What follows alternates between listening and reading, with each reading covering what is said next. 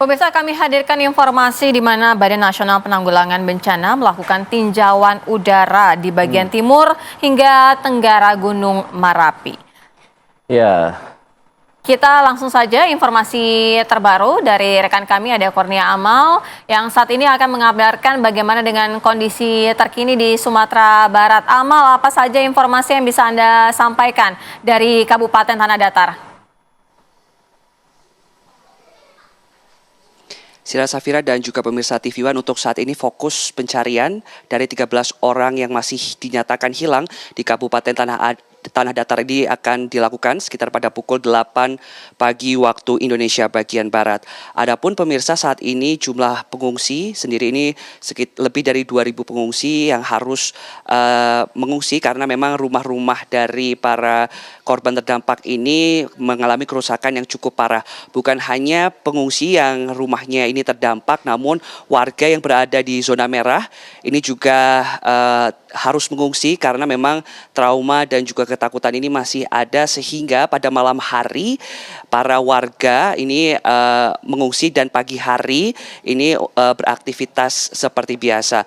Untuk di Kecamatan Lima Kaum di Kabupaten Tanah Datar ini merupakan salah satu pusat dari pengungsian, di mana ada 2 titik lokasi pengungsian di Nagari Parembahan, di mana untuk saat ini dapat dilihat di layar kaca Anda pemirsa, ini merupakan bantuan-bantuan dari pemerintah dan juga NGO dan masyarakat di luar Sumatera Barat. Untuk kebutuhan logistik memang saat ini sudah terpenuhi, bantuan terus mengalir, dan rencananya pemirsa kemarin sesuai arahan dari Menteri Sosial yang melakukan kunjungan ke tempat saya mengabarkan di pengungsian Ubudiah di kawasan Kecamatan Lima Kaum ini, untuk arahan dari Menteri Sosial sendiri, nantinya hari ini sebanyak kurang lebih 200 orang pengungsi dari Masjid Ubudiah ini akan direlokasi ke SMP 4 Tanah Datar. Adapun pemirsa, untuk saat ini memang para pengungsi sedang melakukan aktivitas di pagi harinya. Nanti sekitar maghrib atau sekitar malam hari ini para pengungsi kembali ke pengungsian. Dan untuk mengetahui bagaimana sebetulnya situasi yang ada di posko pengungsian, saat ini tenda atau dapur umum ini telah dibangun untuk memasok sekitar setiap harinya ada 1.000 makanan yang dibuat untuk melayani sejumlah pengungsi dan sejumlah titik lainnya. Nah, untuk mengetahui sebetulnya bagaimana proses pemasakan makanan untuk para pengungsi terdampak di Kecamatan Lima Kaum ini, kita akan sama-sama berbincang dengan ibu-ibu yang sedang bertugas memasak. Selamat pagi, Ibu. Ibu, ini lagi masak apa? Ini kira-kira telur dadar. Ini nih. Telur dadar untuk nasi goreng. Biasanya ini untuk pengungsi berapa orang, Bu? Untuk memasak berapa orang? Untuk memasak kalau pagi ini 750 lah. 750 orang. Itu menunya apa saja, Bu? Tapi sebentar lagi diambil, bukan pagi sekarang. Ha? Jadi menunya nasi goreng pagi, sarapan untuk sarapan pagi nasi goreng.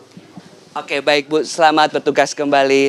Itu tadi pemirsa, para warga ini juga turut membantu, bukan hanya korban terdampak saja, namun ini adalah sukarelawan dari warga yang memasak bergantian untuk menyuplai kebutuhan logistik bagi warga terdampak dan juga untuk warga-warga di sekitar terdampak yang sedang melakukan evakuasi dan juga relokasi. Untuk sementara demikian, kembali ke Anda di studio.